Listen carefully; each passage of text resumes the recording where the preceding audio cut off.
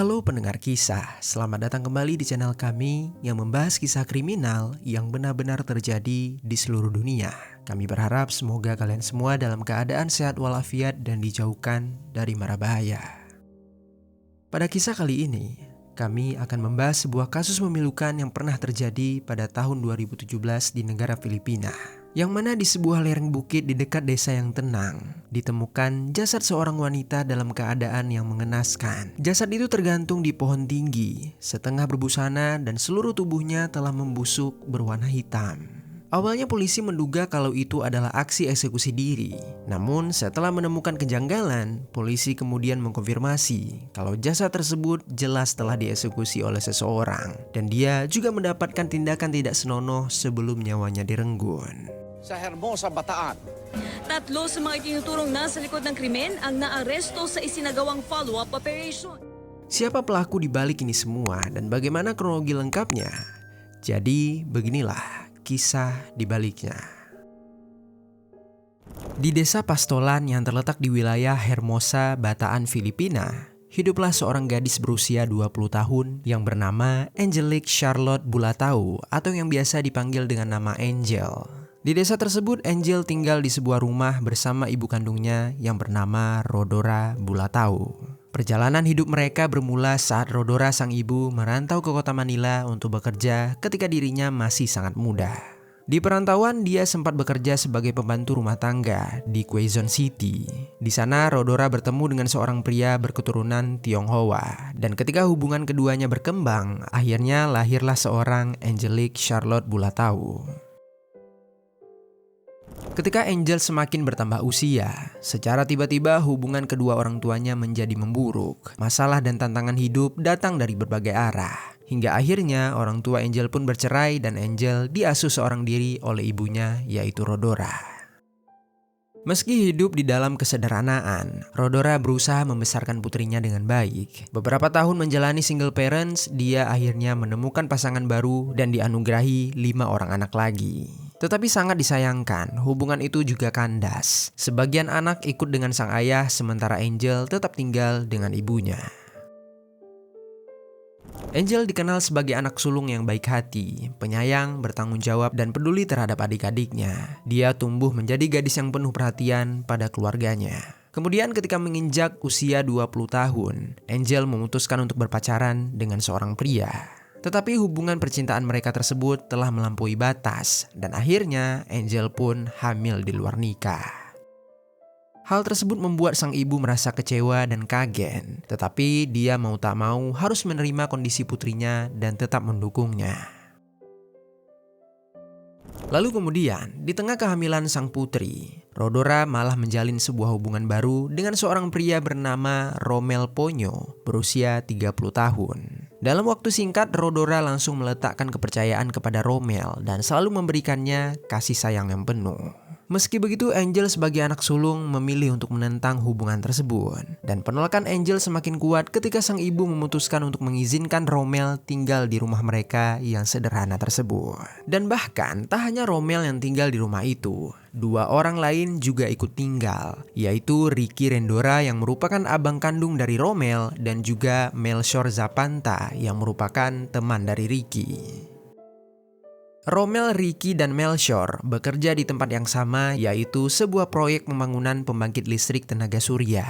Proyek ini letaknya tak jauh dari wilayah Hermosa, tempat tinggal Rodora. Oleh sebab itulah, karena mereka bukan warga sekitar dan tidak memiliki tempat tinggal di Hermosa, Rodora pun memberikan izin kepada ketiganya untuk tinggal sementara di rumah miliknya. Lalu akhirnya rumah kecil tersebut menjadi semakin sesak. Angel sebagai anak merasa sangat terganggu, apalagi ketiga pria tersebut sering berpesta minuman keras di rumah itu. Angel pernah meminta kepada ibunya untuk memutuskan Romel dan mengusir ketiga pria itu dari rumah mereka. Angel bahkan mengancam akan meninggalkan rumah dan mengeksekusi diri jika sang ibu tak menuruti permintaannya. Namun tetap saja Rodora tak mendengarkan dan menganggap ancaman putrinya tersebut sebagai hal yang sepele. Rodora di saat itu telah dibutakan oleh kata cinta.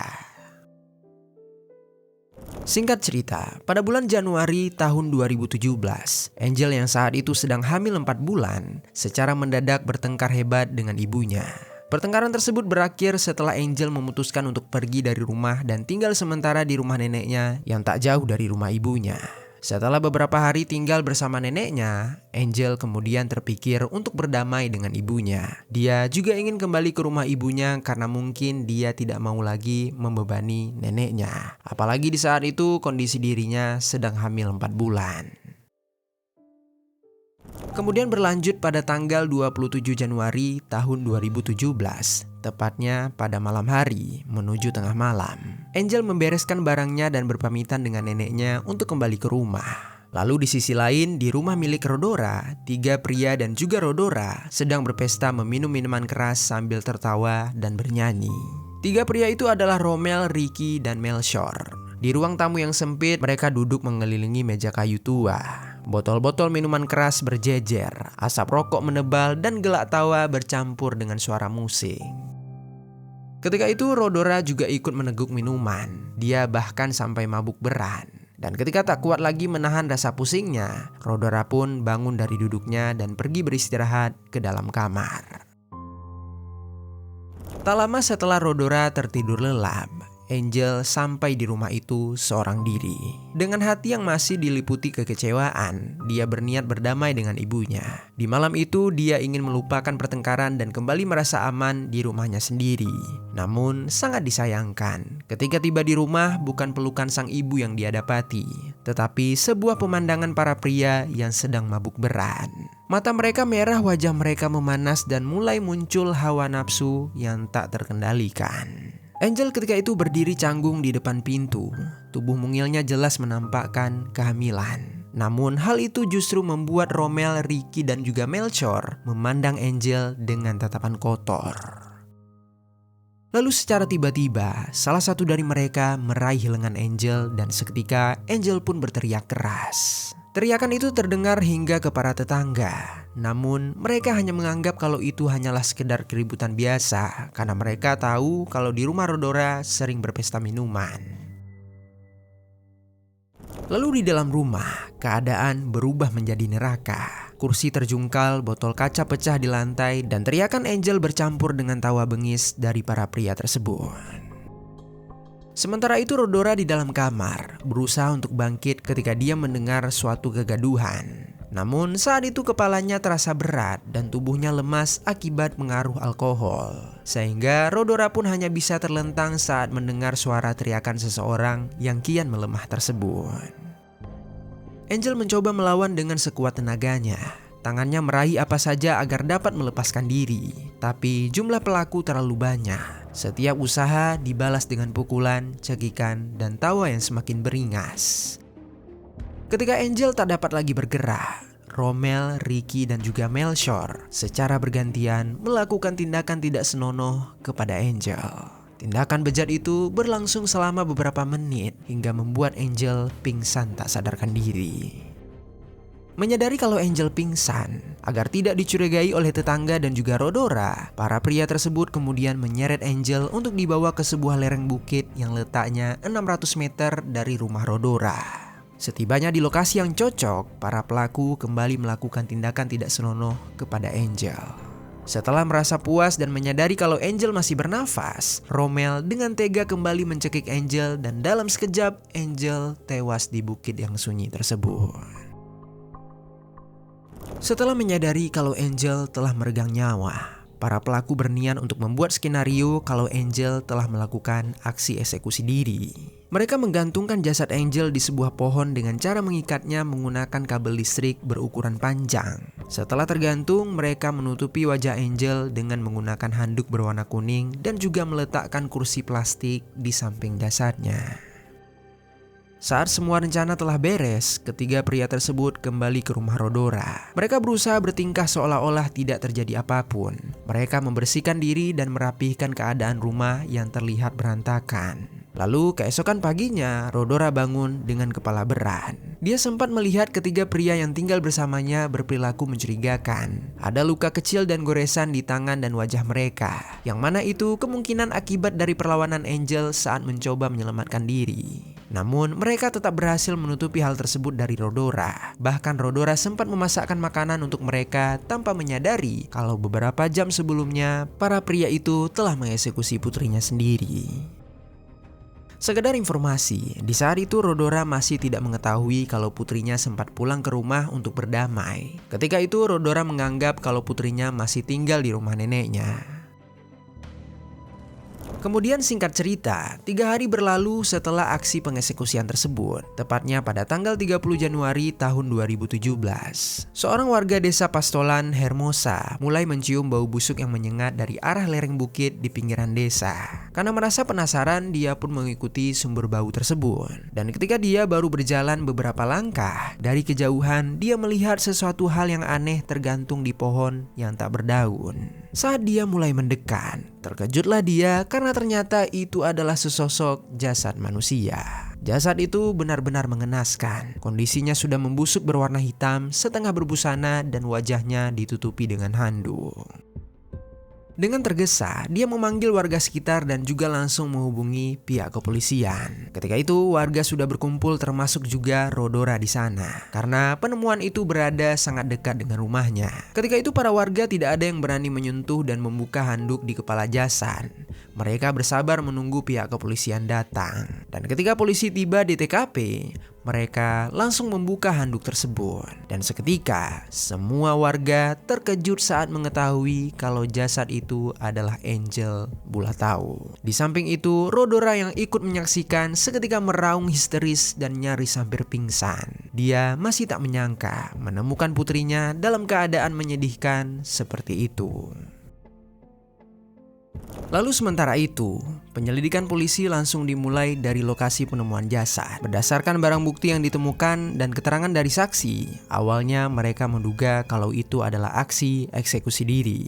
Ibu korban juga sempat menyampaikan kepada para penyidik kalau beberapa hari yang lalu, Angel sempat mengeluarkan ancaman untuk eksekusi diri. Namun ketika itu penyidik tak langsung menyimpulkan begitu saja. Mereka berhasil melihat suatu kejanggalan lain, yaitu ada bekas cairan merah di pakaian korban. Dan yang paling mencurigakan, Angel yang sedang hamil dianggap tidak mungkin bisa memanjat pohon untuk mengikat kabel tersebut sendirian.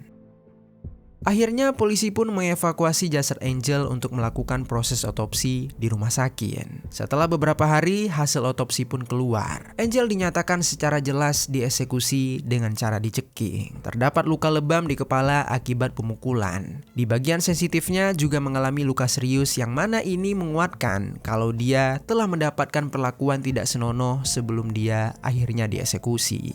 Dan yang lebih mengerikan adalah janin di tubuh Angel juga sudah tidak ada di dalam perutnya. Polisi menduga janin tersebut luruh setelah Angel terikat selama 3 hari dan mungkin telah dimakan oleh hewan liar di bukit tersebut. Kabar ini membuat keluarga, tetangga, dan seluruh warga setempat terguncang. Pertanyaan besar pun muncul, siapa yang sanggup melakukan kejahatan sekejam ini? Polisi terus menggali informasi. Seorang tetangga bersaksi kalau pada malam tanggal 27 Januari tahun 2017, dia sempat mendengar suara teriakan perempuan dari arah rumah Rodora. Namun dia tak terlalu menanggapi karena dia mengira itu hanya keributan biasa akibat pesta minuman keras di rumah tersebut. Selain itu, teman dekat Angel juga memberikan keterangan mengejutkan. Dia mengatakan kalau Angel kerap kali mengeluh tentang para pria yang tinggal di rumah ibunya. Angel mengaku sering diintip dan digoda oleh mereka. Kemudian polisi langsung meminta keterangan yang mendalam kepada Rodora. Rodora mengatakan kalau putrinya sudah beberapa hari meninggalkan rumah untuk tinggal di rumah neneknya. Dan dari pengakuan saksi lain tentang pelakunya, menurut Rodora kemungkinan besar benar pelakunya adalah pacarnya sendiri dan juga kedua kerabatnya yang tinggal di rumahnya itu. Rodora mengatakan kepada pihak kepolisian kalau di malam kejadian dia bersama ketiga pria itu berpesta minuman keras di rumahnya. Lalu setelah merasa sangat pusing, dia pun langsung menuju ke kamar dan tak lama kemudian dia sempat mendengar suara kegaduhan seperti teriakan. Tetapi ketika itu dirinya tak sanggup bangun untuk melihat apa yang terjadi. Lalu berdasarkan hasil penyelidikan dan keterangan yang terkumpul, polisi akhirnya mengidentifikasi 3 pria terduga pelaku, yaitu Rommel, Ricky, dan juga Melchor. Saat itu ketiganya telah pergi dari rumah Rodora karena mereka sudah mendengar orang-orang mulai bersaksi. Namun dengan pergerakan cepat, polisi berhasil menangkap ketiganya di dekat tempat mereka bekerja. Ketika ditangkap, para tersangka menolak tuduhan yang diarahkan kepada mereka. Masing-masing mencoba mencari alasan dan membela diri. Namun, polisi telah memiliki cukup bukti untuk mengajukan tuntutan pidana kepada mereka. Setelah dilakukannya interogasi lebih dalam, polisi mengkonfirmasi kalau kejahatan tersebut murni karena nafsu dan tidak ada motif dendam di sana. Pelaku juga mengakui kalau mereka mencoba untuk menutupi kejahatan mereka di lereng bukit tersebut. Singkat cerita, persidangan untuk para terdakwa telah dilakukan. Namun sampai sekarang tidak ada media yang menjabarkan tentang isi dari pengadilan tersebut. Sehingga sampai konten ini dibuat, belum diketahui apa vonis hukuman yang telah dijatuhi kepada para terdakwa. Namun jika kita mengacu pada hukum yang berlaku pada negara Filipina, seorang pelaku tindakan tidak senonoh beserta pengeksekusian akan mendapatkan hukuman penjara seumur hidup dan wajib membayar denda untuk keluarga korban. Sementara pelaku mendapatkan hukumannya, Rodora Bulatau jatuh dalam sebuah penyesalan yang sangat mendalam. Dia menyesali keputusannya membiarkan para pria itu tinggal di rumahnya. Menurut pengakuannya, dia hanya berniat baik dengan memberikan tumpangan dan membantu para pria itu ketika mereka mendapatkan kontrak kerja sementara di proyek pembangunan pembangkit listrik di wilayah tempat tinggalnya. Namun kebaikannya itu justru menjadi jalan menuju tragedi yang merenggut kehidupan putri sekaligus calon cucunya. Rodora menangis tak henti-hentinya. Dia menyalahkan dirinya karena tak bisa melindungi Angel. Bahkan dia sempat mengabaikan permintaan putrinya untuk meninggalkan Rommel. Tetapi sebesar apapun penyesalannya, korban tak akan pernah bisa kembali lagi.